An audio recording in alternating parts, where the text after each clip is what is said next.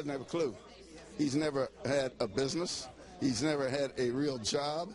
He doesn't understand how it all works. I mean, he's just, as you know, I don't really support him too well. And he knows it. And that's a badge of honor. Thank you so much. He's bad. He's bad. And I supported him. I voted for him first time around. I had hopes because he was black. Shame on me. Let me ask you, you actually said something that caught my attention before we get to Obama. I voted for him the first time around. I had hope because he was black. Shame on me. What did you mean by that, sir? We were in such hopes that finally that black leader came around and that he was tall and handsome and could speak so eloquently and he was going to lead us and take us to a new level. We're kind of blinded by that, we being the African-American community, basically, and many others, Hispanics and others. It didn't turn out that way. You know, it's like the old Roberta Flack song, "Killing Me Softly." You know, it wins me over, and then sweet talks me to my death if we don't watch it. They imagined me going to the best schools in the land, even though they weren't rich, because in a generous America, you don't have to be rich to achieve your potential. They're both passed away now.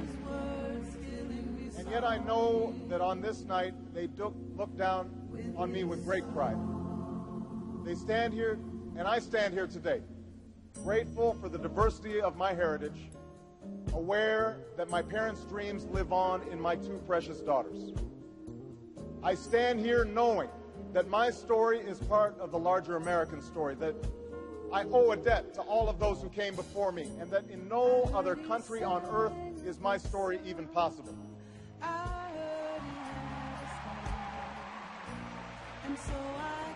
Tonight, we gather to affirm the greatness of our nation.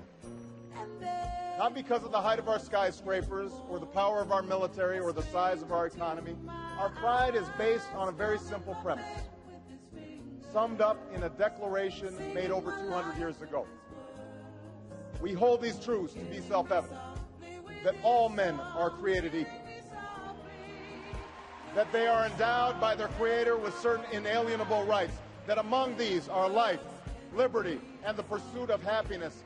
That is the true genius of America.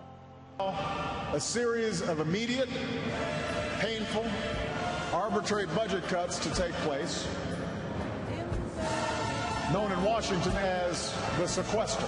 Now, if Congress allows this meat cleaver approach to take place, it will jeopardize our military readiness. It will eviscerate job-creating investments in education and energy and medical research. Early education, like Head Start and Early Start, would be eliminated for nearly 1,000 children. Border Patrol agents will see their hours reduced. FBI agents will be furloughed. Federal prosecutors will have to close cases to let criminals go. Air traffic controllers and airport security will see cutbacks, and that which means more delays at airports across the country. Tens of thousands of parents will have to scramble to find child care for their kids. Hundreds of thousands of Americans will lose access to primary care and flu vaccinations and cancer screening. So these cuts are wrong. They're not smart.